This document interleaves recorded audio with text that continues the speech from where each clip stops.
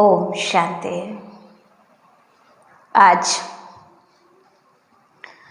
प्यारे बाबा के अव्यक्त महावाक हैं 26/10/1971 की वाणी।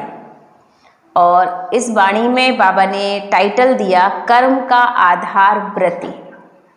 जो हमारे कर्म हैं उसका आधार हमारी व्रति है। तो व्रति को पावरफुल बनाने के लिए बाबा ने हमें कर्म के बारे में सिखाया है कि किस तरह से हम कर्म अच्छे करें जिस कारण से हमारी व्रति भी पावरफुल बन जाए। तो आज प्रवृत्ति में रहने वाले पांडव सेना की भट्टी का आरंभ है।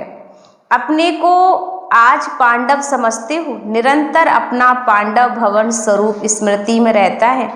वह कभी अपने को पांडव समझते हो और कभी प्रवृत्ति वाला समझते हो। बाबा कहते क्या समझते हो सभी बच्चे अपने आप को?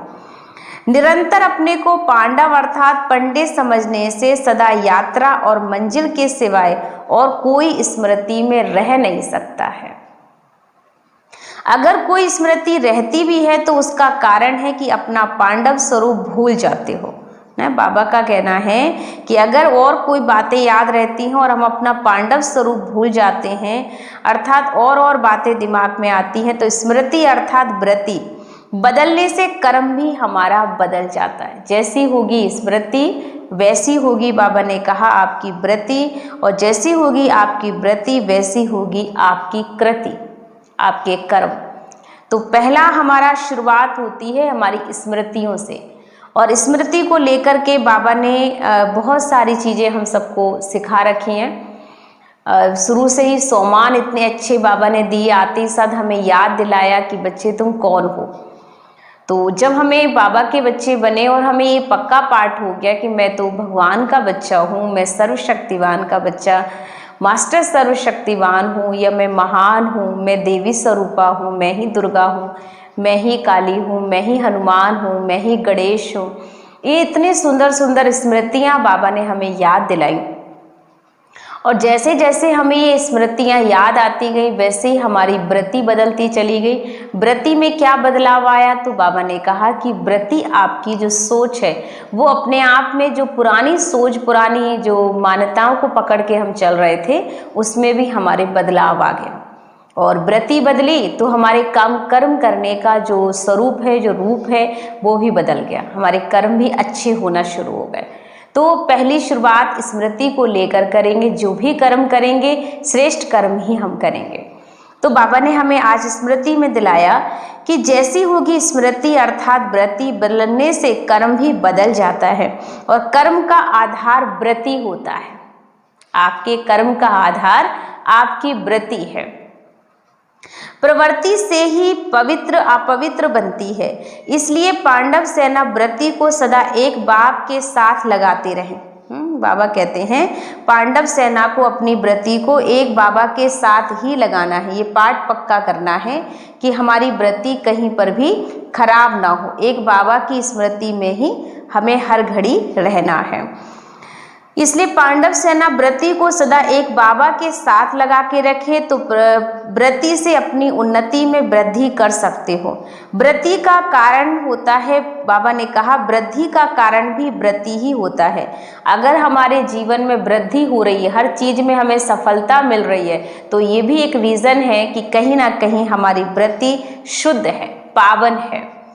बाबा ने कहा अगर व्रति ऊंची है तो प्रवृत्ति भी ऊंची ही रहेगी। तो व्रति में क्या रखें जिससे सहज वृद्धि हो जाए? तो व्रति में सदा यही याद रहे कि एक बाबा दूसरा ना कोई। आपको जवाब मिल गया कि क्या व्रति में रखना है। तो बाबा ने कहा व्रति में रखना है कि एक बाबा दूसरा ना कोई। हमें कोई भी देहधारी तरफ हमारा 1% भी अटेंशन नहीं है। हमारा पूरा कनेक्शन शिव बाबा से ही हो।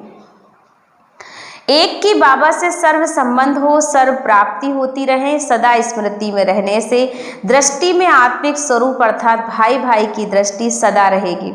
जब एक बाबा से सर्व संबंध की प्राप्ति की विस्मृति होती है तभी व्रति चंचल होती है। जब एक बाबा के सिवाय दूसरा कोई संबंध ही नहीं है तो व्रति चंचल क्यों होगी? जब एक बाबा के सिवाय किसी दूसरे से हमारा कोई संबंध ही नहीं है तो हमारी वृत्ति क्यों चंचल होगी। चंचल तभी होती है जब हमारे संबंध, हमारी बुद्धि अनेक लोगों में भटक रही होती है। ऊंची वृत्ति होने से चंचल वृत्ति हो ही नहीं सकती है। वृत्ति को श्रेष्ठ बना दो तो प्रवृत्ति ऑटोमेटिकली, बाबा ने कहा, ऑटोमेटिकली श्रेष्ठ होती जाएगी। फिर बाबा ने कहा इसलिए अपनी वृत्ति को श्रेष्ठ बनाओ, यही प्रवृत्ति प्रगति का कारण बन जाएगी। जो आपकी प्रवृत्ति है, क्योंकि कई भाई बहनों को रहता कि हम प्रवृत्ति में रहते हैं, तो प्रवृत्ति में रहकर हमारी वृत्ति सही नहीं बन पाती, क्योंकि हर टाइम हम इस माहौल में ही रह रहे हैं। तो बाबा ने कहा कि जब प्रवृत्ति में रहते आपकी वृत्ति बदलनी है, उसके लिए ज़रूरी है कि आपकी प्रवृत्ति ही आपकी प्रगति बन सकती है। अगर लोग हमें परेशान नहीं करेंगे, लोग हम पे वार नहीं करेंगे, अपशब्द नहीं बोलेंगे, तो हम कैसे महानता की सीढ़ी पर पहुंचेंगे। इसलिए हमेशा ध्यान रखो कि जो लोग प्रवृत्ति में रह रहे हैं और जितना वो सहन कर रहे हैं, उतने ही बड़े सहनशाह बनने की तैयारी हो रही है, क्योंकि सहन करने वाला व्यक्ति कभी कमजोर नहीं माना जाता, वो एक महान व्यक्ति होता है। और कलयुग में तो सबसे ज़्यादा महान वही है जो सहन करना जानता है। तो बाबा का ये अटेंशन है कि प्रवृत्ति आपकी प्रगति का कारण बने, ना कि प्रवृत्ति हमारे दुख का कारण बने। और बाबा ने कहा प्रगति से गति सदगति को सहज पा सकेंगे, फिर ये प्रवृत्ति गिरने का कारण नहीं होगी। तो प्रवृत्ति मार्ग में रहने वालों को प्रगति के लिए वृत्ति को ठीक करना होगा। अगर परिवार में रहते आगे बढ़ना है तो अपनी प्रवृत्ति को भी ठीक करना होगा। फिर ये वृत्ति के चंचलता की जो कंप्लेन है वो कंप्लीट हो जाएंगे।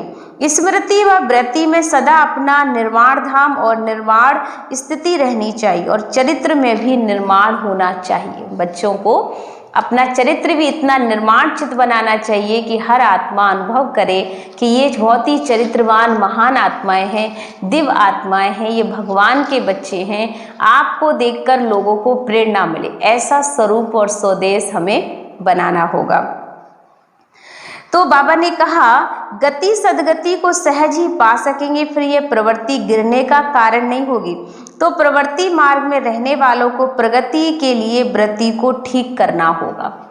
जितने भी प्रवृत्ति वाले बाबा की मुरली सुन रहे हैं वो अटेंशन देंगे कि अगर हमें अपनी प्रवृत्ति को ठीक करना है, अपने परिवार को ठीक करना है, तो उसके लिए ज़रूरी है कि हम अपनी वृत्ति को ठीक करें। अपनी वृत्ति, अपनी सोच को ठीक करेंगे तो हमारी प्रगति कोई भी रोक नहीं सकता। 100% हम अपनी प्रवृत्ति से ही प्रगति को प्राप्त करेंगे, वृद्धि करेंगे। इसलिए बाबा ने कहा चंचलता की कंप्लेन कंप्लीट हो जाएंगी। स्मृति वृत्ति से सदा अपना निर्माण धाम और निर्वाण स्थिति रहनी चाहिए, और चरित्र में भी आपके निर्माणता होनी चाहिए। तो निर्माण और निर्माण और निर्वाण ये तीनों ही स्मृति रहने से बाबा ने कहा आपका चरित्र जो है, कर्तव्य और स्थिति तीनों ही इस स्मृति से समर्थवान हो जाती है। अर्थात कि स्मृति से समर्थी आ जाती है। जहाँ समर्थी है वहाँ तीनों में विस्मृति आ ही नहीं सकती। समर्थ आत्मा के पास कभी भी विस्मृति हो नहीं सकती। तो विस्मृति को मिटाने के लिए समर्थ स्मृति रखो। बाबा ने कहा अगर आपने वृत्ति को सही करना है तो अपनी स्मृति को ठीक करो। यह तो बहुत सहज है ना। अगर चरित्र में निर्माणता है तो कर्तव्य में भी विश्व निर्माण का ऑटोमेटिकली ही चलेगा। निर्माणता अर्थात निरहंकारी, तो निर्माणता में देह का अहंकार स्वतः ही खत्म हो जाता है। ऐसे निर्माण स्थिति में रहने वाला सदा ही निर्वाण स्थिति में स्थित होते हुए वाणी में आएंगे तो वाणी भी यथार्थ और पावरफुल अर्थात शक्तिशाली हो जाएगी। ऐसी आत्माओं की वाणी शक्तिशाली बन जाती है। कोई भी चीज जितनी अधिक शक्तिशाली होती है उतनी ही क्वालिटी कम होती है। माने जो शक्तिशाली होगी उसकी क्वांटिटी कम होगी, और जितनी कमजोर होगी उसकी क्वांटिटी हमेशा ही ज़्यादा होती है। तो जो शक्तिशाली नहीं है लेकिन क्वालिटीज अधिक होती है, ऐसे ही जब निर्माण स्थिति में स्थित होकर वाणी में आएंगे तो बाबा ने कहा कि शक्तिशाली अर्थात की क्वांटिटी लेकिन क्वालिटी अधिक होती है। ऐसे ही जब निर्माण स्थिति में स्थित होकर वाणी में आएंगे तो बाबा ने कहा क्या होगा, विस्तार ज़्यादा करना पड़ेगा, लेकिन जैसे जैसे आपकी शक्तिशाली स्थिति बनाते जाएंगे तो आपके एक शब्द में हजारों शब्दों का रहस्य समाया हुआ होगा। आपके एक शब्द में हजार शब्द रहस्यमय समाये होंगे, जिससे व्यर्थ वाणी ऑटोमेटिकली ही बाबा ने कहा समाप्त हो जाएगी। जैसे सारे ज्ञान का सार छोटे से बैच में समाया हुआ होता है। ब्रह्मा कुमारी इसका जो बैच है इसमें पूरा ज्ञान समाया हुआ है। इसमें त्रिमूर्ति ब्रह्मा विष्णु महेश का भी चित्र है, इसमें पूरे विश्व का मालिक शिव बाबा का भी चित्र है, इसमें संसार का जो लक्ष्य है लक्ष्मी नारायण का वो भी इसमें क्लियर है। तो इसमें सब कुछ समाया हुआ है, पूरा सार ही पूरा ज्ञान का इस चित्र में समाया हुआ है। तो पूरा ही सागर इस छोटे से चित्र में सार रूप में समाया हुआ है। ऐसे आप लोगों का एक शब्द भी सर्व ज्ञान के राजों से भरा हुआ निकलेगा। तो ऐसी वाणी में भी शक्ति भरनी है। जब वृत्ति और वाणी पावरफुल हो जाएगी तो कर्म में सदा समर्थ, यथार्थ और शक्तिशाली आपके होंगे। कर्म भी आपके सदा यथार्थ भी होंगे और शक्तिशाली होंगे। हर एक कर्म में आपसे दूसरों को शक्ति की ही प्राप्ति होगी। यहाँ बैटरी को चार्ज करने आए हो ना, तो बैटरी को चार्ज करने के लिए बाबा ने सदा अपने को विश्व निर्माण करने के लिए इंचार्ज समझो। अगर सदा अपने को इस सृष्टि के कर्तव्य के इंचार्ज समझेंगे तो सदा बैटरी आपकी चार्ज रहेगी। जो बाबा ने कहा विश्व निर्माण के कार्य में इंचार्ज बनेंगे, उनकी बैटरी हमेशा ही चार्ज रहेगी। इस चार्ज से अपने को विस्मृत करते हो तभी बैटरी डिस्चार्ज होती है। इसलिए सदा अपने को इस कर्तव्य में अपने को इंचार्ज समझो। फिर अपनी बैटरी चार्ज का बार बार चार्ट भी चेक करो, तो कभी भी संकल्प व कर्म में व आत्मा की स्थिति में डिस्टर्ब व डिस्चार्ज आप नहीं होंगे। आपकी स्थिति सदा ही पावरफुल बनी रहेगी। फिर ये कंप्लेन कंप्लीट हो जाएगी। यह भी कंप्लेन है ना कि सभी में ज़्यादा ये कंप्लेन है। इसका कारण है कि अपने को सदा ऐसे श्रेष्ठ कर्म के इंचार्ज नहीं समझते। जो कर्म मैं करूँगा मुझे देख करके अन्य लोग भी यही कर्म करेंगे। ये तो है ही, लेकिन यह स्लोगन और गुह्य रूप से कैसे धारण करना है वह समझते हो। इस पांडवों की भट्टी के लिए यह गुह्य स्लोगन आवश्यक है। वह कौन सा है? जैसे यह स्लोगन सुनाया कि जो कर्म मैं करूँगा मुझे देखकर अन्य लोग भी वही कर्म करेंगे। वैसे ही जो मुझ निमित्त बनी हुई आत्मा की वृत्ति होगी और वैसा वायुमंडल बनेगा।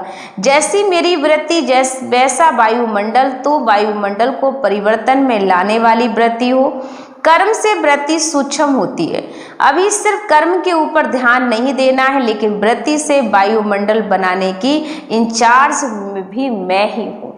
वायुमंडल बनाने के इंचार्ज भी मैं ही हूँ। तो हमें ध्यान रखना पड़ेगा कि सिर्फ एक आत्मा के ऊपर छोटी सी जिम्मेवारी नहीं दी है बाबा ने। जो भी स्थान पर जो आत्माएं निमित्त बनी हुई हैं उनको ये ध्यान रखना है कि भगवान के इस कार्य में मैं निमित्त हूँ, सहयोगी आत्मा हूँ और मुझे दूसरों को भी सहयोगी बनाना ही है। वायुमंडल को ठीक करना है। अगर मेरी वृत्ति खराब होगी तो मैं अनेक आत्माओं की वृत्ति को, वायुमंडल को कैसे ठीक कर सकती हूँ? तो पहले तो मुझे अपनी वृत्ति को शुद्ध रखना। मेरे मन में अशुद्धता नहीं होनी चाहिए, मेरे मन में कोई गलत बात ना हो। बाकी बाबा कहते दुनिया है, सबकी सोच अपनी है, लेकिन आपको अपने दिल से हमेशा साफ रहना है। अच्छे वाइब्रेशन, अच्छे ऑरा बनाने का ही कर्म करना है। लेकिन वृत्ति से वायुमंडल बनाने के इंचार्ज भी मैं ही हूँ। वायुमंडल को सत्व प्रधान कौन बनाएगा? आप सभी निमित्त हो ना। अगर ये स्लोगन सदा स्मृति में रहे तो बताओ कि वृत्ति चंचल होगी। बच्चा भी चंचलता कब करता है? जब फ्री होगा। तो वृत्ति भी चंचल तभी होती है जब वृत्ति में इतने बड़े कार्य की स्मृति कम। अगर कोई अति चंचल बच्चा बिजी होते हुए चंचलता नहीं छोड़ता तो उसका और क्या साधन होता है? यही कंप्लेन अभी तक भी है कि वृत्ति को याद में व ज्ञान में बिजी रखने की कोशिश भी करते हैं, फिर भी चंचल हो जाती है। तो ऐसे को क्या करना होगा? बाबा कहते हैं कि इतना सब करने के बाद भी व्रती बार बार चंचल हो रही है तो क्या करना पड़ेगा। तो बाबा ने कहा उसके लिए जैसे चंचल बच्चे को किसी न किसी प्रकार से कोई ना कोई बंधन में बांधने का प्रयत्न किया जाता है, चाहे स्थूल बंधन चाहे वाणी द्वारा कोई भी प्राप्ति का आधार देकर उनको अपने स्नेह में बांधा जाता है। ऐसी बुद्धि को व संकल्प को भी कोई ना कोई बंधनों में बांधना पड़ेगा। और वह बंधन कौन सा है, जहाँ भी बुद्धि जाती है उसको पहले चेक करो। चेक करने के बाद जहाँ संकल्प वृत्ति जाती उसी लौकिक देहधारी को वस्तु को परिवर्तन करते हुए इन देहधारियों व लौकिक वस्तु की तुलना भी अलौकिक अविनाशी वस्तु स्मृति में लाओ। जैसे कोई देहधारी में वृत्ति चंचल होती है, जिस संबंध में चंचल होती है ना वही संबंध का प्रैक्टिकल अनुभव अविनाशी बाप द्वारा करो। मानव प्रवृत्ति के संबंध में वृत्ति चंचल होती है और इसी संबंध व अलौकिक अनुभव सर्व संबंध निभाने वाले बाप से प्राप्त करो। तब तो बाबा ने कहा प्राप्ति की पूर्ति हो जाएगी ना, फिर चंचलता की निवृत्ति हो जाएगी। समझा, अगर सर्व संबंध सर्व प्राप्ति बाबा द्वारा हो जाए तो अन्य तरफ बुद्धि चंचल होगी।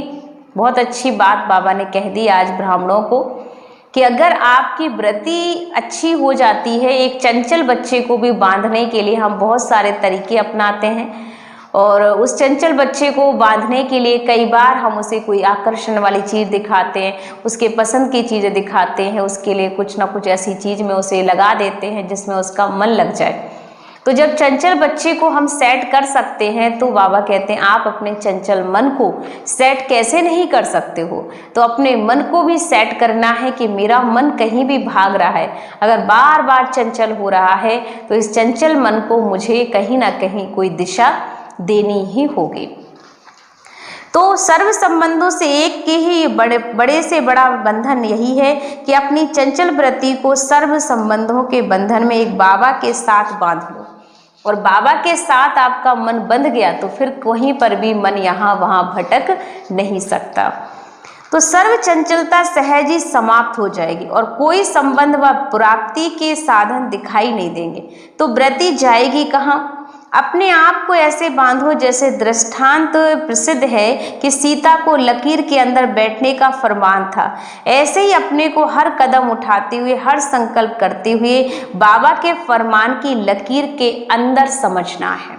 एग्जाम्पल भी सुना सभी ने कि बाबा ने कहा कौन से बंधन में बांधना है कि सीता को लक्ष्मण ने आकर के ये संकल्प दे दिया था कि माँ आप जो है इससे कहीं पर नहीं बाहर निकलेंगे, आप इसके अंदर जब तक मैं वापस नहीं आ जाता तब तक आप इसके अंदर ही रहेंगे।